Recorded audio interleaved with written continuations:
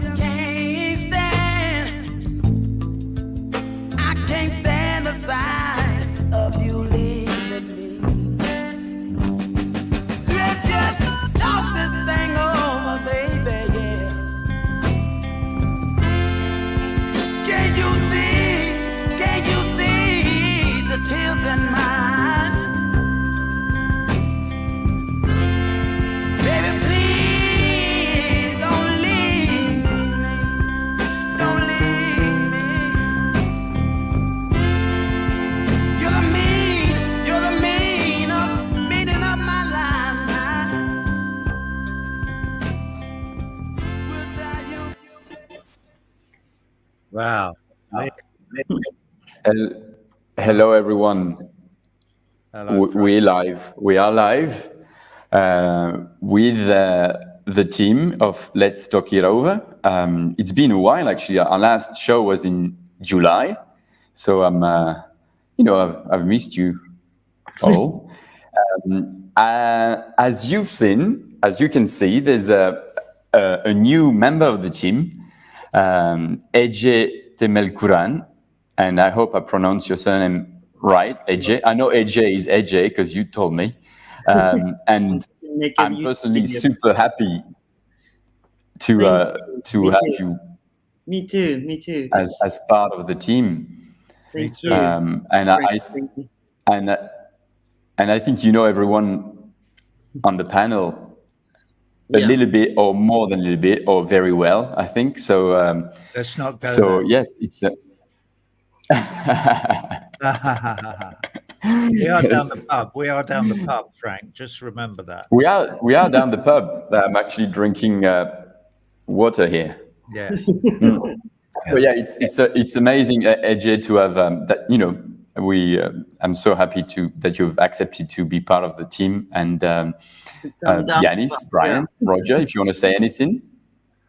Yeah, welcome. Let me just say that Badin was saying that a Greek, a Turk, an Englishman, a Frenchman, and a half Belgian are walking into a pub. Yeah. Exactly. I was thinking that we're like a joke now, like. And then the walks into a bar. What's funny about that, Brian? What's funny about that? I don't all the jokes start like that. They all start that way. Oh, You gotta think of the funny thank God Edge is here to explain to me. Well, the half Belgian on its own is a joke. Yeah, all right. Oh, Let's not start talking about by the Eddie way, Byrne and his bloody spandex trousers and riding bicycles and French fries and all the other things that Belgians are well known for. Because we'd be here all bloody day. We would never get to whatever it is that we're going to talk about, would we? Correct. We're going to talk about. I don't know. To give AJ a proper introduction for those who don't know enough about AJ, she's an award-winning Turkish novelist and political commentator. Your work and your journalism has appeared in The Guardian, The New York Times, The New Statesman, and many other publications. You are the author of many books, including the internationally acclaimed How to Lose a Country, that I know Brian has read, at least. And so that's AJ for you all. I'm about to be thrown out of the bar now. But I mean, what we're here to talk about tonight is the sort of the global climate crisis, and which is probably the most crucial issue we are facing as human civilization. Really, I don't want to be too dark or anything, but it is. It's human survival is going to depend on what we do about this in the next few years. The COP26 sort of just finished. I know, Brian, you were at the COP26, and it's going to be important, I think, to talk about the good things that happened at the COP26, because we know all the bad things from the so-called political leaders and stuff, but I'm sure that you've had also some amazing experiences with actually activists and things like that. Yanis, I know you told me you refused to go, so it'd be good to hear about this as well. I just wanted to mention actually that in the second part of the show, so in about 30 minutes, we will be joined by Deepti Bhatnagar. She's an activist, climate, global warming from Friends of the Earth, and Aruna Shekhar, who is a journalist and writes for Carbon Brief. So they'll join us in about 25, 30 minutes. But enough of me. Yanis, you actually have picked the title of the show. Why did you sort of want to put the emphasis on big business? Because they are the vandals. They're the ones who are vandalizing the world. Look, there are three main reasons why we're destroying the planet. One is the standard, kind of free riding. Everybody trying to free ride on everybody else. Let somebody else solve the problem, not us. The second one is a coordination problem, matching resources to needs. But the main reason why we're destroying the planet is a one-word explanation: capitalism. For 200 years now, everything that was good was commodified, including part of the human soul. All the bads that the same production process generated were released into the atmosphere. Because think about it, carbon that was stored for millennia in trees and under the surface was plundered to power the machinery, to power the manufacturing.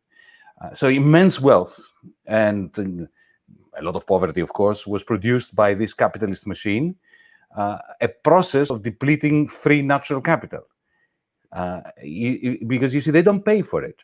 The private cost, the cost to businesses of burning coal is tiny compared to the cost to the planet, to humanity as a whole.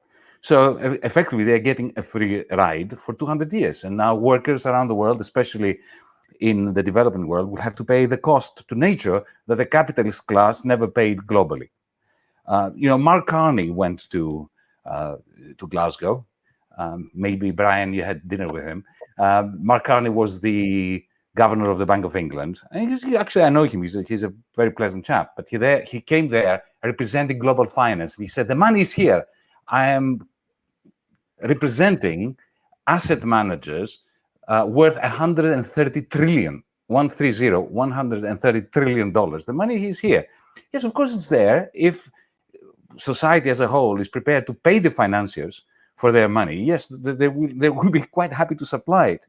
But we need to remember, that's how I conclude, that they shall not cease voluntarily from producing stuff whose production entails releasing CO2 in the air. They will not stop doing this until we take their toys away from them. Their toys, of course, are the means of production. Unless capitalism is put it in its place, which effectively is, in a tiny little box somewhere, I don't think we can save this planet. And they proved this. Biden arrived empty-handed in Glasgow. The European Union has a supposedly a Green Deal, but there's no money in it.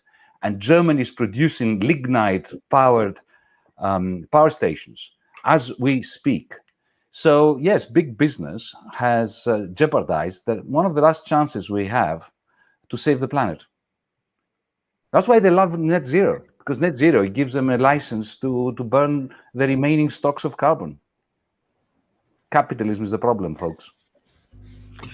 Here. I wanted to. Oh, sorry, Roger. Go. Here. He's right, of course. And actually, we can speak till we're blue in the face about climate issues, but it will always come back to the great truth that Yanis has just laid on the table in front of us. So maybe we can come back to that later, because I'm fascinated to hear what Brian has to say about COP26. I wasn't there. I know very little about it except what I've read. And I don't read the news much, so I know so little about it. So can we hear from Brian? I'd really be interested to hear what happened, Brian. Sure. So I was actually going to, No, I was going to pass the mic on to you, Brian, before you started to speak, Roger. Well, hang on a minute. This is the fucking pub, Frank. I'm not going to wait for you to say, "Ooh, can we hear from the old lanky prick in the corner with his pint of mild?" If I want to say something, I bloody well will. All right. Thank you. Go on, Brian. Sorry, So- mate. Sorry, Frank. Sorry, Eche. No. Sorry, Alice. It's so hard. It's a being pub, human. you know. Don't have to say sorry. Yeah, when the woman comes, it's Frank. weird. Hey, Frank, I know that. I know I don't have to say sorry. All right. I am a bloke in a pub. I don't have to say sorry to you or the barman or anybody else or the bloody landlord or exactly. Or the company that owns a pub. Come on, Brian. Exactly. You know, exactly. Or the brewery, you know. I'm sorry, I'm too polite to interrupt. So unless somebody stops talking, you'll never hear a word from me. So I was there for the second week of COP, not the first one. So the first week was when most of the official stuff happened, but there was still a lot of it remaining, the residue of it when I got there. And what I came away thinking was some of the most amazing people on earth have gathered here to talk to each other. And mostly they aren't talking to each other very much. So the activists were all talking to the activists, and the official delegations were all talking to the official delegations. And there was very little crossover between them, which was quite disappointing. And there was something else as well. I really started to doubt whether anybody was very serious about the whole thing, because the quality of some of the arguments was so tragically bad. And I was trying to think of an analogy. So let's say we're in a boat and it's starting to sink, and somebody starts bailing out the water with a bucket. Great, he's got a bucket. And then somebody else in the boat says, "Oh, but it's a plastic bucket. Plastic isn't sustainable." It was just ridiculous. Some of the arguments were so stupid. And I feel that way about a lot of the environmental arguments, that we just don't have the sense of scale right. You know, okay, in an ideal world, we would use a nicely made zinc bucket, or wooden, perhaps even better. But the fucking only thing we've got is a plastic bucket, and the boat is sinking. So are we going to listen to some PC cunt who says, "Oh, it's a plastic bucket"? And it was the same about people talking about each other. You know, there were people there who obviously had a great deal of knowledge and some clever ideas and some good convictions, but people were kind of cancelling each other because that person was a Tory. So it doesn't matter what his ideas are, we can't talk to them. There was a very brilliant report prepared called the National Food Strategy, National Food Plan.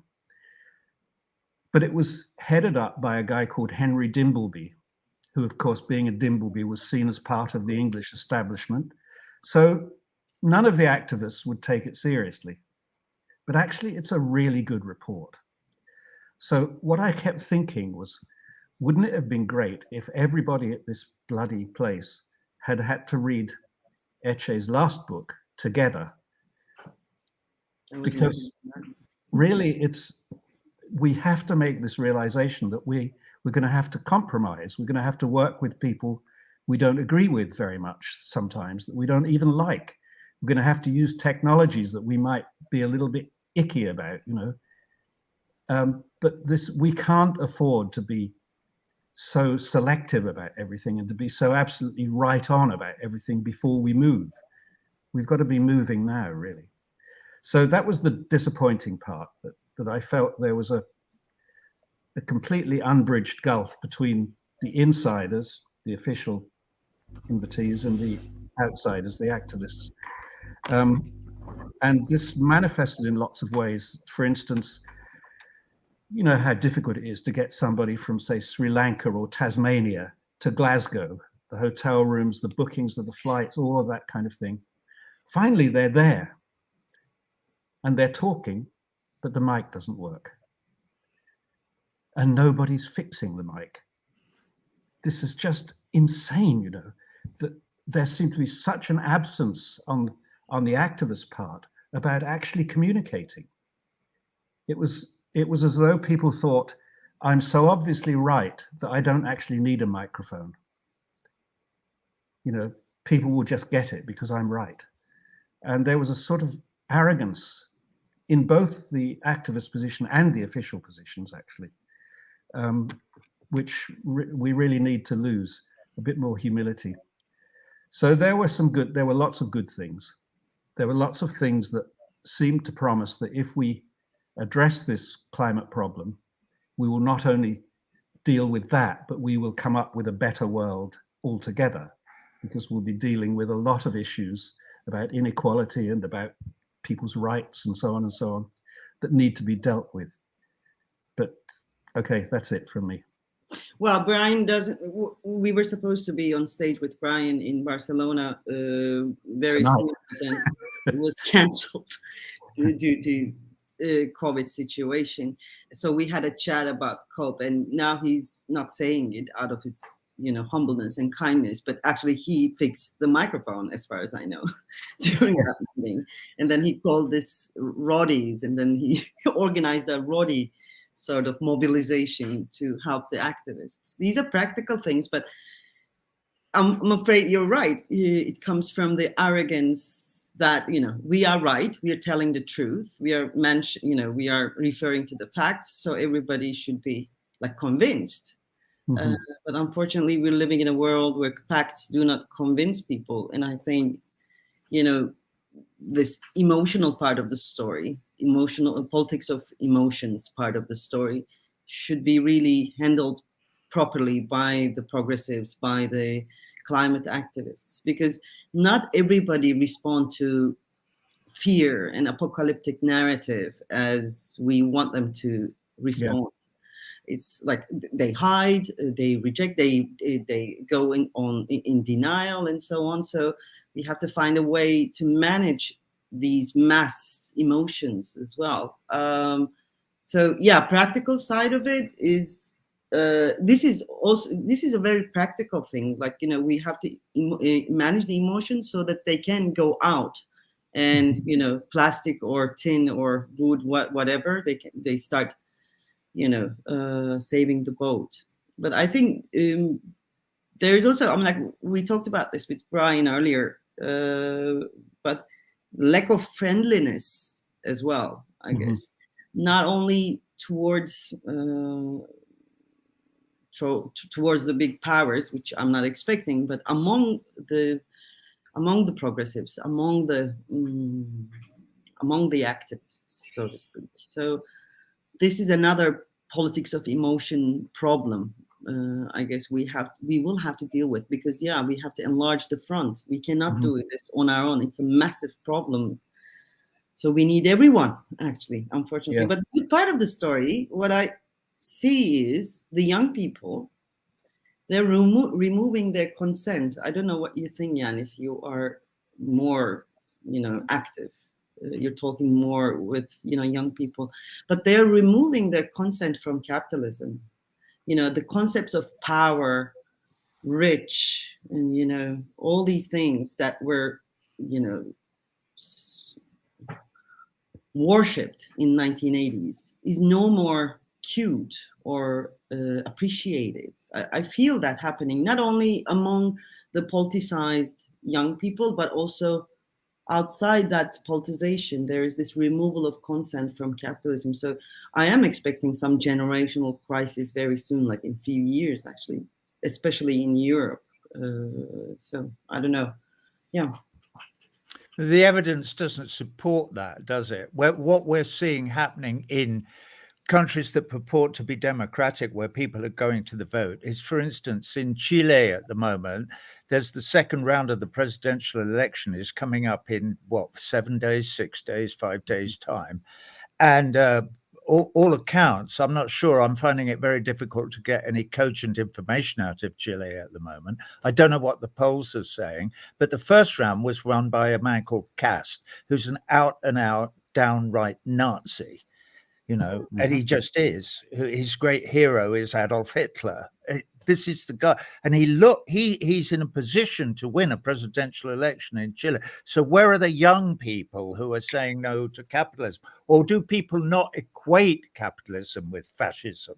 If you see what they don't. Oh, of course they don't. Well, then, okay. So then we come. This is interesting because you were saying that they're rejecting capitalism, but what they're not making a connection between capitalism and fascism. The two are inextricably linked, in my view. That's only in my view. All right, I'll butt out again, but I think it's interesting because when you were talking and listening to Brian talking as well, and when Brian talking about COP26, two things occurred in my brain. One, I want to know what the food plan is because I wasn't there and I didn't hear it, but it sounds fascinating. And if Brian thinks it's important, it bloody well is important. All right, that's kind of one thing. And the other thing is that constantly in my head, it goes, nothing has any teeth. All right. It's quite clear in the world that we live in that we, the people of the world, don't give a fuck about human rights or the law. It's happening all around us. You know, I was making speeches on 2nd Avenue at lunchtime yesterday about Julian Assange. Nobody gives a shit that this is completely illegal, against everything that we pretend to believe in when we talk about democracy, freedom, and the law. So it's fascinating to hear you talk about young people. It'd be fascinating to see whether a generation might be persuaded to demand recourse to the law for themselves, if not for all the poor people in the world who have never had recourse to the law. And although in 1789 or whenever, you know, the French started telling us that their revolution was actually about granting recourse to the law, to the sans-culotte, it hasn't happened. There is still no recourse to any law because the capitalists that Yanis talks about and the people who represent them in the governments of the Western nations, right, don't care about the people. They care about the capitalists. That is who they represent. All of them, you know, across the board. That's what it's a very, the Overton window. I know that's about discussion normally, but the window of government is very, very narrow. You're only actually allowed to represent the rich and the power. I'll shut up again. But Brian, thank you for all of that. Just very illuminating to me. A quick intervention, Roger. Let's not talk about let's not talk about the young as if they are a homogeneous lot. Yeah, good. They are young socialists and increasing numbers of them. There are young fascists. Let's not forget. Let's not, huge numbers. Young fascists, and there are young who worry about climate change, but have been schooled to think of capitalism like fish think of the water. That is, they don't see it. They are swimming in it, and they take it as a given. What we need to do is we need to explain, firstly, the association between fascism and capitalism. Exactly. Fascism is what rears its ugly head when capitalism has a crisis and there's any chance of a progressive left-wing revolt against it. This is what happened in the 1920s and 30s. This is what happened in Greece in 2011. They need to understand that fascism is like a cancer growth that grows on capitalism when liberal democracy produces any chance that capitalist interests will be jeopardized by progressives. Exactly. And when it comes to climate change, we have to clear their minds of the bullshit about net zero. They have to understand that when the governments tell them, we are going to reach net zero in 2030, 40, 50, this is crap. What they are telling them essentially is this: we are going to keep pumping the shit out of the air. We know what the damage is. This is tangible. It's certain. And at the same time, we're going to do some offsets. We'll go to Ecuador and buy some forests and plant a few more genetically modified trees. So you have no idea how long these forests would last for, what kind of offsets they will actually create. It's a bit like Philip Morris trying to stop the end of smoking in pubs, since we are in a pub, by insisting on ventilation rather than on a ban on smoking. That's what net zero is. It's in the interest of capitalists. They will use fascists to kill those who try to close down their mines. Even the financial mechanism by which net zero is achieved is crap. Because think about it. Look at Rio Tinto in Australia, right? It wasn't good for their image to have some coal mines, so they gave them up. They divested. Sounds good. No, it's not, because then even worse operators took over and continued to extract coal and burn it, even under worse conditions than Rio Tinto. So it's not just, let's not look just at particular companies. The whole thing, it's a totality of evil that needs to be addressed. And the young must understand that they can't be fashionable in their struggle. They have to do unfashionable things. They have to become a pain in the ass if they're going to win anything. But they also have to understand, if I may say, you cannot cherry pick human rights. You can't have human rights for yourself, but deny them to other people. That's right. And the fundamental platform that is enshrined in 1789 and in 1948 is that is our postcard to the future, is the idea, not the idea, the implementation of the idea of equal human rights for all our brothers and sisters all over the world, irrespective of their race, creed, color, nationality, blah, blah, blah, blah. That is our passport to tomorrow. But it has to be implemented by international humanitarian law. Nothing is implemented by the law. The international courts of justice have no power over the veto in the permanent members of the Security Council of the United Nations, i.e. the United States, Great Britain, France, China, and Russia. The five of them, say yes, or mainly the United States now, because it's so much more powerful than everybody else, just says, we're not interested in the law. You do what we say or we'll kill you. And this is the world that we live in. And they're killing us. And they're doing it by burning coal, as you said, right? Or now biomass, burning fucking trees, even worse. Yeah. Sorry. That's right. I'm not sorry. I'm in the pub. Excuse me. Look, hey, Brian, I'm not drinking out of a plastic mug, so we're all right, mate. No, it's young. I'm like, obviously they're not homogeneous, and I'm not thinking that suddenly they're all becoming socialists and so on. But none of us is young here, by the way. So we are speaking on behalf of them, which is quite dangerous, especially with this generation.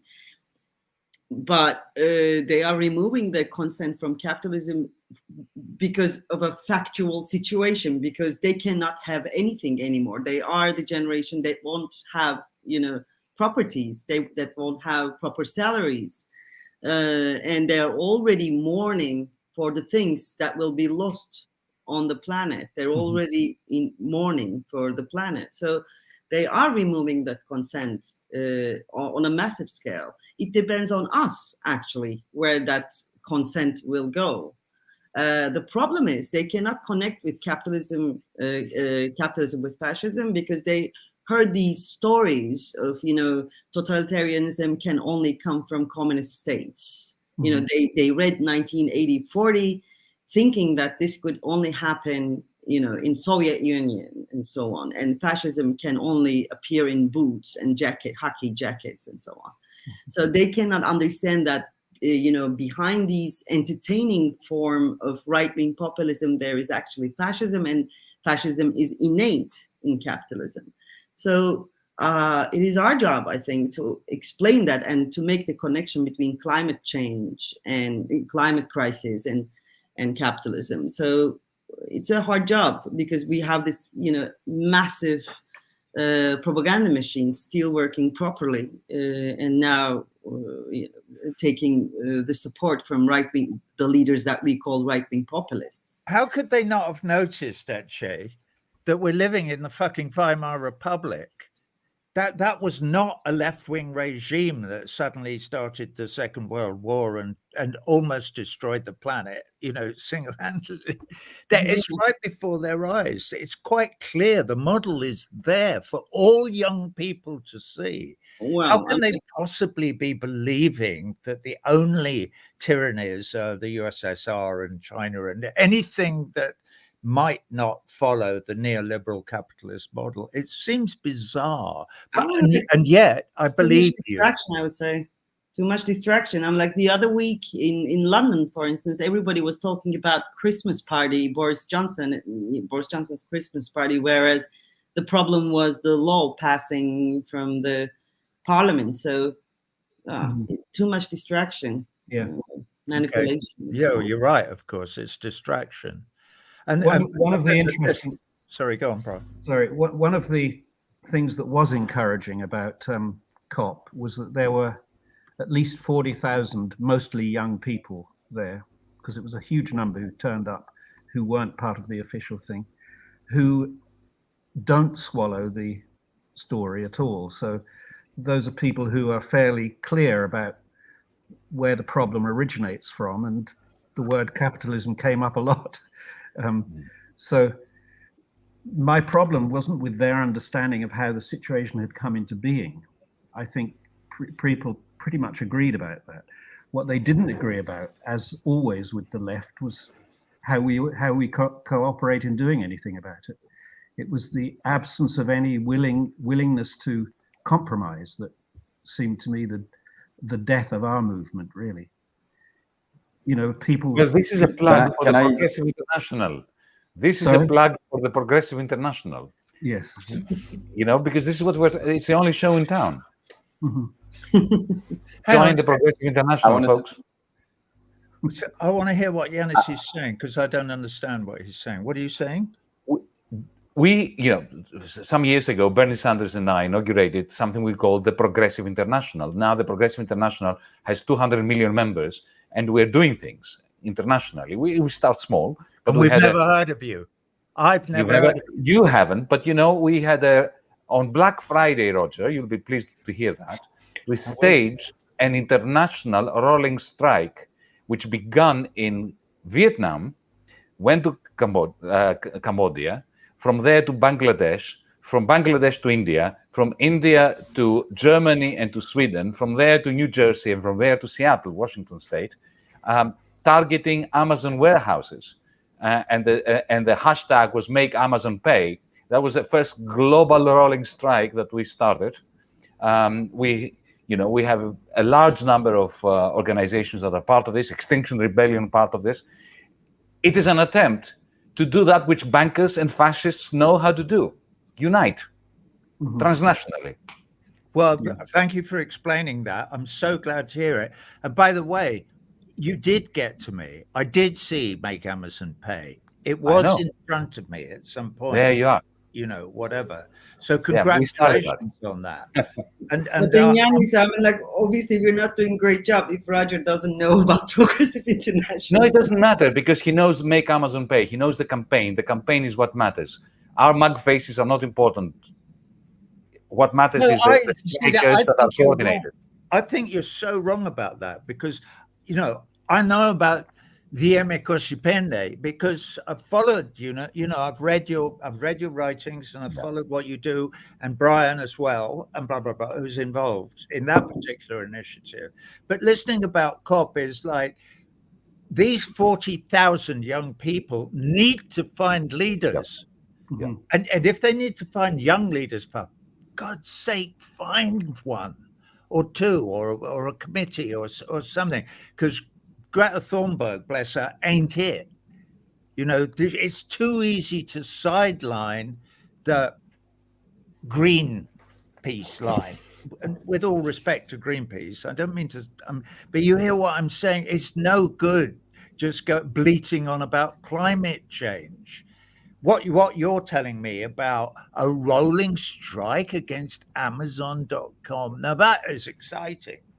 And that is something, I'm fucking old. I would go. I'll come the next time there is one. I'll turn up on the side of the street and You know, I will be boots on the ground, just like I was with the 100 people on 2nd Avenue yesterday. I'm happy. taking note of this, right? I mean, Yeah, you're yeah, on. do, brother. I'm serious. I'm serious. Friends, I'm really happy I'm to sorry have learned it.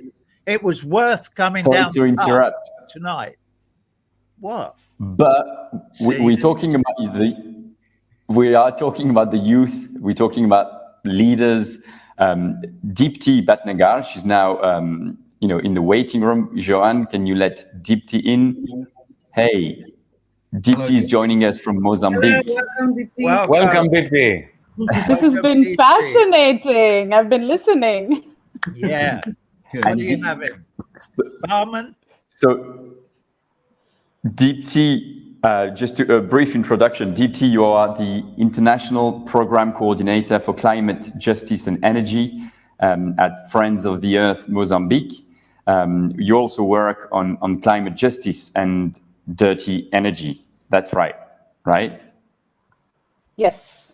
I work with Friends of the Earth International and Justiça Ambiental, which is Friends of the Earth here in Mozambique. I'm in Maputo right now.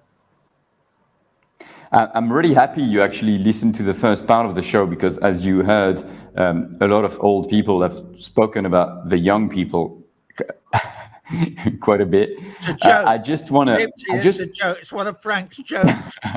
He's only saying this because he doesn't know how old I am. I could be in the old camp too. No, you're not. No. No, you're not. Deepti, I just want to ask... The world. Sorry, I want to ask you something, actually. We've been talking about the youth, and we've been talking about, Ece, you've mentioned facts, that, facts don't really matter anymore and stuff. I was wondering what you think about this, Deepti, because my thinking is that maybe the facts are so overwhelming and so, we're talking about the end of human civilization, right? That the mountain is it's too big to climb. So people rather just continue their daily life and forget about it. Because when COP26 was all about keeping the world under 1.5 degrees Celsius. The UN issued a report right after COP26 saying that under wait, I've got the right stuff here. So under today's emission pledges, we are set for a 2.7 rise. A 2.7 rise really would mean nightmare on Earth. That's as simple as that. More tornadoes, more floods, more, the massive fires we've seen in Australia will happen sort of every year. So don't you think there's a part of it that is so overwhelming and in a way scary that people would rather just forget about it? I don't know what you think about that, Deepti. I think you're right, Frank. That is definitely what is happening. And it's robbing people's agency, right? Because they're being told this story about climate catastrophe without figuring out, okay, what is their entry point into it? I won't lie, the climate crisis is real. It's very, very serious, but it isn't the only crisis in town, right? There are people who are facing multiple interrelated crises, and that's important to understand as well. So here in Mozambique, 70% of people do not have access to electricity. We're facing an inequality crisis, which you all have been talking about. The richest 5% of people on the planet have emitted 37% of carbon emissions from 1990 to 2015. So what it means is we need to be looking at not just the climate crisis, but also all the other crises, right? And we need to be taking the lead, not just from young people, but from frontline communities. So definitely young people are very much needing to be in this conversation, because this planet is going to be left to them to do what with, leave behind a burning planet.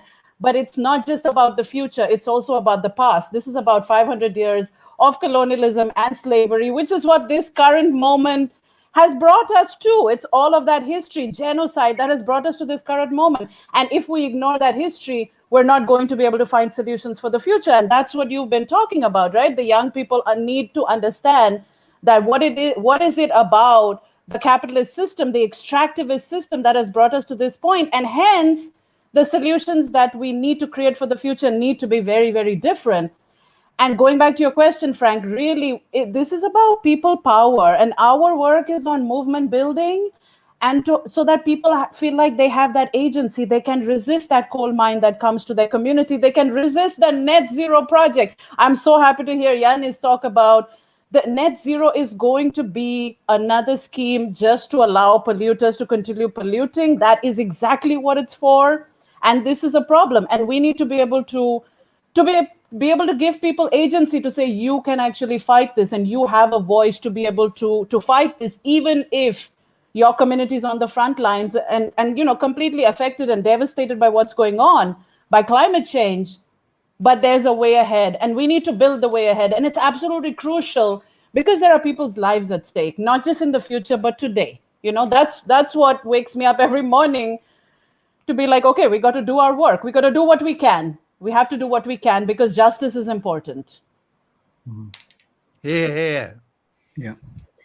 Dipti, is there... Can I say some? Yeah. No. Sorry. Go, Ichi. Go. No. I was just watching Euronews, and there is a current issue about Mozambique, and with a case, I think, about them. So you were actually very right when you brought colonialism into this, because it is still connected to some sort of new form of colonialism. So would you like to expand on that? Sorry, Yanis, I didn't mean to interrupt you. Absolutely. So the largest gas field found anywhere in the last 10 years has been found offshore northern Mozambique, of the province of Cabo Delgado, just under Tanzania. And ever since that's happened, there's been a huge gas rush. So many countries, the export credit agencies, the companies, ExxonMobil, Eni, etc., are involved here. Sasol, also from our neighbor, our sort of colonial neighbor, South Africa. So what is happening is that Friends of the Earth in the UK, Friends of the Earth in England, Wales, and Northern Ireland have taken their government to court.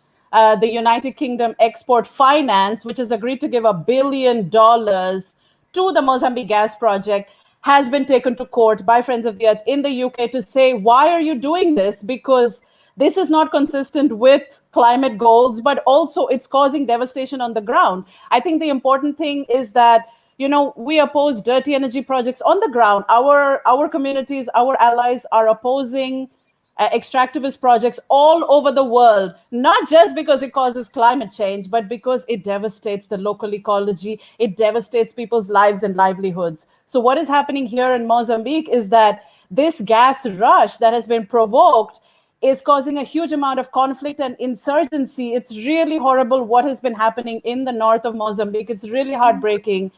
And at the same time, it's, people's lives and livelihoods are being taken away. And this is what is happening all over the world, where dirty energy projects are being, are being laid out all over the place. So we hope that, there was a court case from the 7th to the 9th of December in London, which was about stopping this finance for Mozambique gas, because of course, our country needs energy. I just finished saying that 70% of our people do not have access to electricity. But the gas is not going to be the way they have it. The gas is the same old colonial project, to use your word. It's taking the gas from the source or offshore and taking it away from this continent, right? The whole old colonial model. So we want a different future for our people. We want renewable energy. We want renewable energy that is in the hands of people. Socially owned renewable energy systems. We want a conversation about energy consumption in the north and also the southern elites. These are the things that we need to be talking about. We need that transformation of the energy system, and we need wider system change. That's what we're calling for as Friends of the Earth International. And we need to be thinking about the principles of that energy system that we want to see. So that it's not just about, okay, let's remove coal and put a solar farm.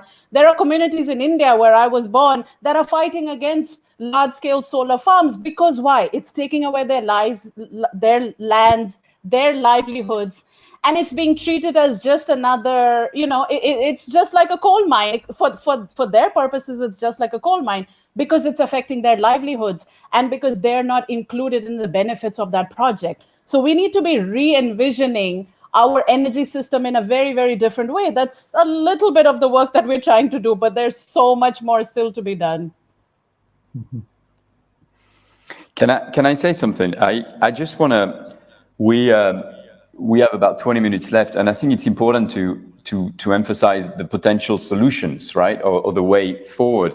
I read a report that says that researchers, they discovered that a critical sort of threshold was passed when the size of a committed minority reached roughly 25% of the population. Apparently, at this point, social conventions suddenly flip. So how do we actually manage to build a movement that is already quite big, but make it into sort of 25% apparently of the sort of the worldwide, I guess, population?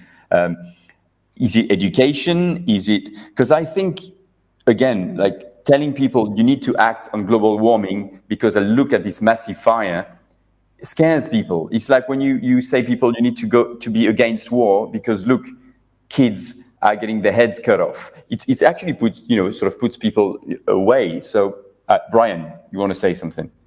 Yes, thank you. I think one way that we can start to engage people is by stopping being so bloody snobbish about this whole thing. So one of the things that has happened in the last couple of years is lots and lots of books have come out with titles like 39 Ways to Save the Planet or The $1 Trillion Dream, or all sorts of ideas about how we could address this problem. And they are almost universally disliked by left-wing intellectuals because they don't deal with structural problems. Okay, well, I agree, we do have to deal with structural problems, but that doesn't mean that in the meantime, we stop overlooking technical solutions. There's such a hatred of technology among intellectuals, this feeling of, oh, that's just technology, that doesn't solve the problem at all. But actually, there are technical solutions as well. And for me, nuclear power is one of them. The total snobbery about nuclear power is ridiculous, I think. That's another argument. Perhaps one night down the pub, we can talk about that. That would be. But I'd like to talk about it now because I would die if I don't. Sorry, I shouldn't have mentioned it because now the rest of you should. It won't be taken up. We are at the pub. We mention anything that pops into our head. Okay. Look, I'll be quick. Look, I agree with you. Technology is important. It's crucial. We need to love technology, but there are technologies that are technologies. So I'll take something Dipti said. Dipti, you alluded to, and I'm very glad you did, to the importance of technologies that are decentralized and which are they have a propensity towards being communally owned. Ownership is everything. I'll stick to my guns. Everything's about capitalism, ending the private ownership by the 1% of the 1% of everything. When we moved from coal to oil, we moved to a technology that was anti-trades union because it involved a lot of fewer people. If you look at a nuclear power station, forget about the fact that it's not renewable and that you've got waste and you have the danger and the risk and that. A nuclear power station is top down by definition. It's a huge investment. It requires lots of security guards, which means a security state, right? And it is the opposite of what the societies, the communities in Mozambique, in Greece, in Scotland need, which is technology, high-tech, small turbines, solar panels that can be owned by the community and managed by the community and create good quality green jobs in the community, unlike the nuclear power station. Tony Benn, one of my great heroes, he was very pro-nuclear, Brian, in the 1960s. And then he became the minister responsible for nuclear power. And he turned completely against it. Why? Two reasons. One is, I remember him talking about this back then. One reason is that it creates the security state. If you have a nuclear power station that has a capacity to, to also produce nuclear weapons or, enrich uranium and so on, it is a wet dream for those who want a state that is oppressive. And the second reason is just too long-term and too inflexible, and the fixed costs are so great that it is impossible to be owned communally. So yes, we need technologies, but we need to move to an ownership model which is community-based and not either based, owned by the Soviet Union, Gosplan, the big state, or by big business.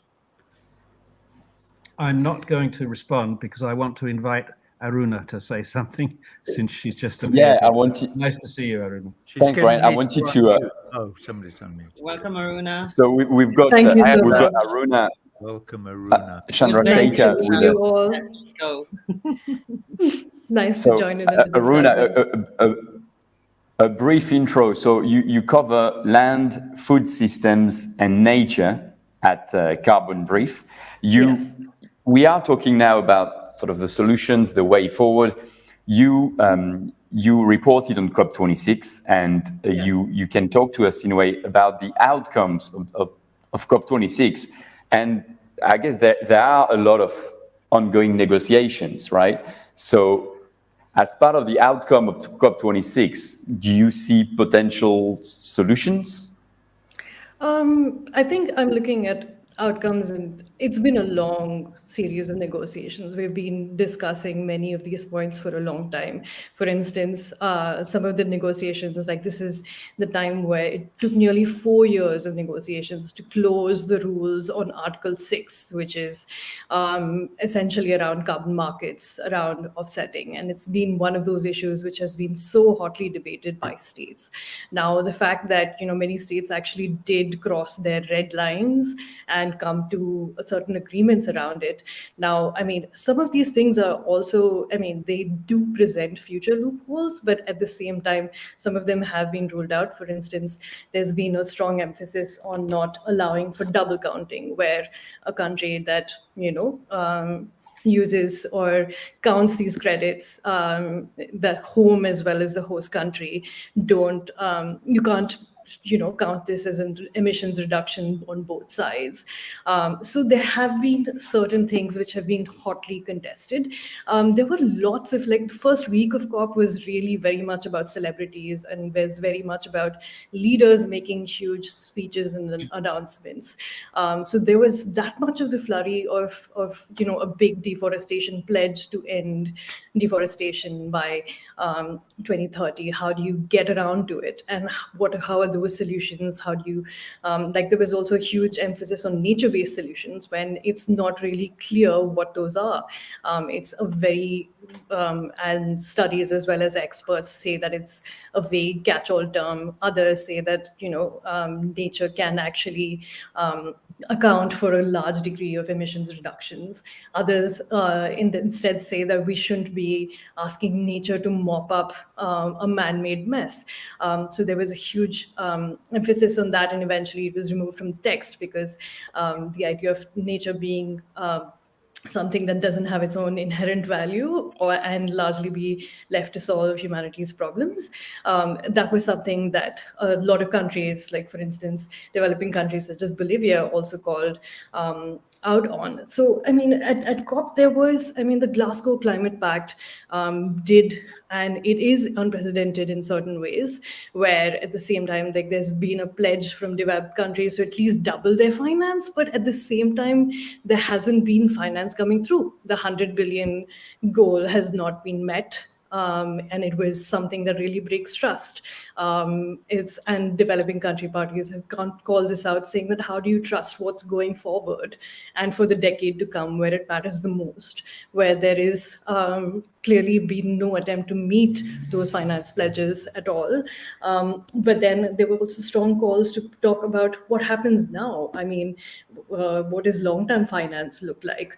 So where are we going to be talking about? For instance, again, Deepti's been talking about climate impacts. When you get hit by disasters year after year, I'm from India. And again, looking at places that have been devastated year on year. So those sort of claims and how to, so not being able to see that on the table was something that, again, is something it's noted with deep regret in the text that of the Glasgow Climate Pact that it hasn't been, and they've been urged to fully deliver this through 2025. So yeah, those are things that have become the sticking point. And a lot of indigenous groups also argued that, for instance, human rights and free, prior, informed consent of indigenous communities hasn't been included in these discussions around carbon markets, when essentially if you're going to do these sort of offsetting projects, that they are at greatest risk. And that's something that also was pushed through, while they managed to get an independent grievance mechanism and really had to push for that towards the end. That at the same time, human rights is not explicitly mentioned in how these activities will be set up. So there's a lot of spaces which, you have to, things which were professed as solutions and as outcomes will, of course, have to be further negotiated. But also the fact that we're running out of time, and over 40 countries hadn't yet updated their pledges, some of them who are really major emitters. So yeah, as much as we see, as much as some of the stuff, it was surprising that negotiations managed to end and to get the sort of text, it is still, there's a lot of loopholes yet to be fixed. It's all irrelevant. It's rearranging deck chairs to the bloody Titanic. Carbon markets are a scourge. We should move away from the idea that they might be a solution. They are the problem. They need to end today. Carbon markets must be banned. The fact that they are even failing to agree amongst themselves on how to have them. If extraterrestrials were watching, they would have said, "Oh, come on, guys, just die. You are a virus that needs to be eradicated from that planet." And carbon markets and net zero is making a virtue out of the problem for propaganda purposes, in order to continue to pollute, in order to continue to extract, in order to continue to destroy people's lives. What do you offer as an alternative to carbon markets? Carbon tax. A carbon tax, a huge carbon tax, which is not collected by the state, but which is used to redistribute.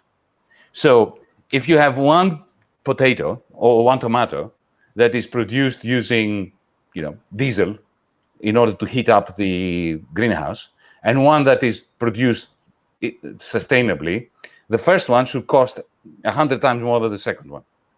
So it reduces a large tax.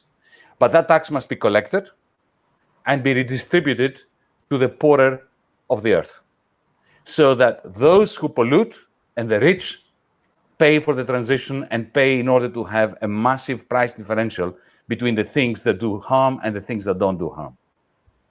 But what is the difference between that and the carbon tax? The difference?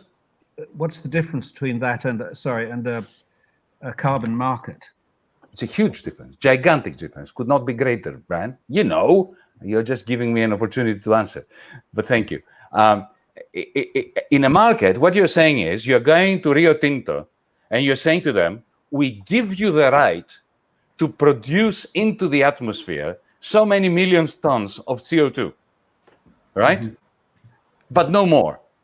And if you save some of that, you can sell the right to pollute to that extent to somebody else, and you create a market. So effectively, you legitimize pollution. And you pretend that the market mechanism will create a price that you leave it to the market to determine, that will coordinate our activities as human beings. It won't. We need to specify today that tomorrow morning, anybody who pollutes the air with, a ton of CO2 will have to pay $50. And we need to say that next year is going to be $100. In 3 years' time, it will be $300. We must fix this price so that everybody knows what the price is. Don't leave it to a market. And to make it clear that it is a bad. Because when you create a market, you are turning bads into goods to the extent that people can profit from buying and selling them. It is a philosophical difference. It's a practical difference. And effectively, carbon markets are a license to pollute. But if you I agree with you, by the way. I am slightly saying this so that you'll explain the position. But if you make a carbon tax, aren't you just saying that rich people can buy things that are made with a lot of carbon, but poor people can't? Effectively, you still haven't got rid of the problem in a certain sense. That is correct. That is correct. So what and you who need gets to also, impose the tax? what you And also who need gets is to- quotas. You need quotas as well as a carbon tax. So you need to set limits to physical growth. You have to say that you are not going to produce more than a certain number of tons of cement. So, but a combination of quotas and tariffs, of quotas and taxes, but no market. I think Aruna, Remember you that want this to is say money that something, I think. accumulates to go to the poor, right? What's Ete Yeah. want to say? No, Aruna was saying Yeah, something. no, I was just, the question is who sets the tax, and how do you get Government everybody does. to agree to it? And that is which governments? Because again, many Every commodities, of government. course, now for instance, like the EU has a carbon tax, and that was something that developing countries were also like at the same time, that was a bit of a sticking position where you're like, okay, well, goods from these different countries, if we are going to have to pay higher tariffs for it, and then you also want us to set ambitious emission reduction targets. Well, I'm sorry, but if- Europe does not have a carbon tax. It's got an ETS, yeah, no, sorry. a In terms trading of scheme, not the same thing. yeah, no, It's got of one course, of those obviously. stupid, horrible carbon markets, which is partial, only for four industries. It's not general. But I take your point about global governance. You need a global Yes. governance of the scheme. Okay, so in the same way that you have, they have no problem having the WTO when it comes to giving rights to multinationals, but they have a problem suddenly coordinating a global carbon tax. And if the carbon tax is redistributive, as I'm suggesting, you can have a redistribution process from the global north to the global south. So you can have an agreement that the south is going to impose the tax too, but it will be a net beneficiary if the money that accumulates from the global carbon tax in the global north, which is going to be a lot more than in the south, is then redistributed. So what I'm calling for is a global carbon tax, which is redistributed within countries, but also across countries. So in the end, a poor country, in Mozambique, for instance, you'll be net beneficiaries. There will be a tax for, locally produced stuff that is bad for the environment, but Mozambique will collect more from the rest of the world from the global carbon tax than it will give out. But I think we need to be talking about turning off the fossil tap first and foremost. Yeah. We need to stop emissions at source, right? Not I agree, compensate entirely. them somewhere else. Absolutely. So that and those who create the crisis need to do it first. So the global north needs to turn off the tap first, but they're not doing it. Some of the biggest fossil fuel developments coming up are happening in the global north. It's absolutely ridiculous. So we need to be talking about turning off the fossil tap, but also it's not the only thing, right? We need to be guaranteeing land rights and forest rights for communities in the global south, because their lands and forests are at stake right now with the whole net zero and carbon markets. These big corporations are coming for their resources. So we need to shut off the fossil tap. We need to ensure land rights for people. We need to talk about valuing of care work. I mean, this is such a big change that we're talking about. It's not just the energy conversation. We're really needing to talk about this bigger picture of system change. It's peace as well, Dipti. It's peace as well. Ece and I come from two countries. Ece and I come from two countries that are very close to war every summer. We're close to war every summer. Okay, and our stupid governments, the stupid Greek government, the stupid Turkish government, right, are fighting over the right to extract oil and gas from the Eastern Mediterranean. Okay, so we're going to go to war, killing people, each other, destroying our already suffering economies, to extract things that will destroy the planet, things that we neither need nor want. Now, how stupid is that? I mean, the base of Yanis, you are laying out this amazing, system, but it all depends on political power, because the system you are talking about requires a power that distributes the riches somehow justly and so on. And there is this urgency situation as well, emergency situation. Both Aruna and Dipti and every one of us actually talked about it. Like, we have to do something now. What is to be done now? And everybody responds to it in a different way. This urgency, makes people afraid, but some people are activated and so on. So I was actually wondering how Dipti and Aruna, up to a certain degree, would think about that. What now? What's to do now? What can people do now? And how do you think you can convince people that they have to do something and they can do something about this? And I think before you go, Aruna or Dipti, we're going to have to end the show. So I think it's a great way to end the show, to sort of let you two speak about potential solutions. Because obviously there's a lot we haven't spoken about. Debt, for example, the fact that lower income countries spend 5 more times on debt than coping with the impact of climate change. That's, we didn't speak really about a potential wealth tax as well. So, we could have like 5 shows about all this, but it'd be great to hear you too. I don't know who wants to, you want to start? Maybe Aruna and Dipti, you will, So I just wanted to, at least on what COPs and what happened there, was the fact that a lot of developing countries, and especially least developed countries, spoke about the fact that most aid or most climate finance, most climate finance, there isn't a definition of what that is. Right? And wealthy countries have resisted defining what that is. And the fact that most of this comes as not as grants, but as loans. And when economies are already devastated by COVID, when they're devastated by multiple extreme weather events, that this should not be coming as loans, but as grants. And that continues to, the evading of what that should be.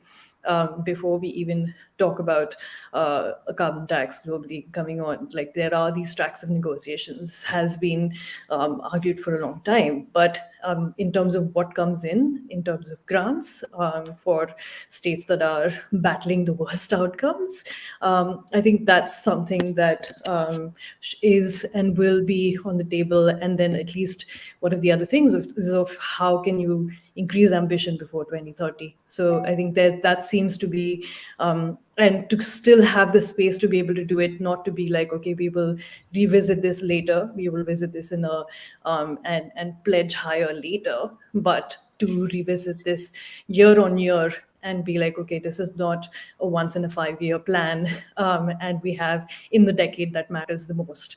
So I think one of the good things that maybe came out of COP was the fact that, leaders did feel the pressure. There may have been blah, blah, blah, but by the numbers of pledges, by the numbers of other things, it feels like that they were feeling the heat.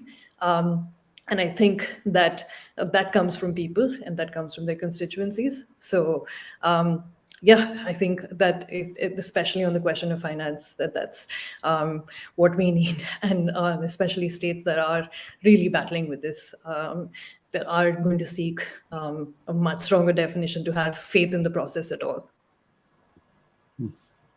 I think for me as well, it really is about people power. It's about movement building. It's about meeting people where they are right now. How can we're going to need a lot of people for this movement. And how can we bring people in where they are? What are the issues that they care about? What is it that makes them think about their lives and their struggles? And we need to think about solidarity. This is really about connecting struggles. And solidarity means my struggle is your struggle is my struggle. And it's an absolutely important piece of our work, because that's how we connect humanity, right? It's not going to, system change is not going to be easy. And it's not just about the energy system or the economic system. It is about all of that. It's also about changing our value system. It's about leaving behind this world of greed and profit and competition. And how can we produce a world of cooperation and, you know, that humanity. That's what we need to do. There's big scale change that we need to make. This is about democracy and governance structures. In so many of our countries, our democracies are captured, and that's the start. That's why people feel like they don't have a voice, because they go make their vote, and then what happens to it? You know, what are the systems of governance showing us?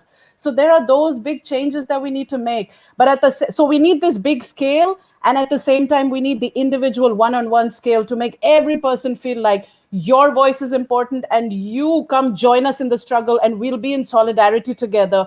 Bit by bit, we've got to create that movement. It's going to take a lot. It's going to take time. It's urgent. And at the same time, it needs to go slow. It needs to go at everybody's pace. So somehow we've got to go together, go fast. We've got to go slow, bring everyone in. We've got to be at this big scale, and we've got to be at this small scale. We just got to keep doing it. It's, you know, center people at the front line, center solidarity, center justice, and let's just do it. Let's do it bit by bit. Here, Dipti. Here. No more to be said. Nothing Bravo. more to be added. Goodbye from the club. Well done, Dipti. Yeah. So yeah, nothing more to be added. Well, Oops, there you go. Roger's disappeared. He got too emotional after your speech, Dipti. That's the way he is. But thanks a lot to everyone. You know, Aruna, Dipti, I know it was very short, but I thought you were both excellent, and it gives us a way to think forward. And so thank you, Aruna. Thank you, AJ, for your Thanks first. so much. Let's talk it over. Thanks, Dipti. Thanks, Brian. Thanks, Yanis. No, don't To thank everyone us. who's been watching. But Frank, you cannot Sorry? thank us. You cannot thank us. We are at the pub together. Okay? Yeah, you're right. We are not allowed to We're in the thank us. pub. Yeah. We are. Aruna So, and Dipti, sorry, it was amazing meeting you. You refreshed me. Thank you. Yeah. It's a lot, Thank you really. both very much. Thanks a lot. It's been great to be on. And so to everyone who's watched, you know, feel free to like Let's Talk It Over or subscribe to the channel. We'll be back on soon, you know, early 2022, I think. And if we survive the holidays, yes. if we survive, yeah. Okay. Thanks, everyone. Good night, everyone. Thank you. Bye. Bye-bye. See you. Bye-bye. See you. Bye-bye. Bye. Thanks.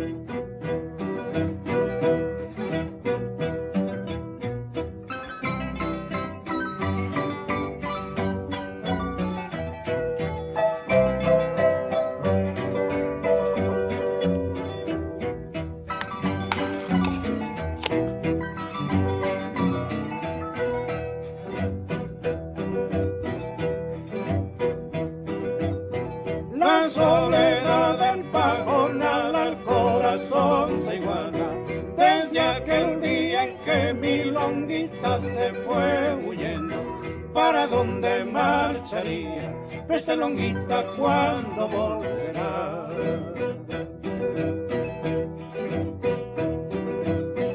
Han pasado ya 6 cosechas.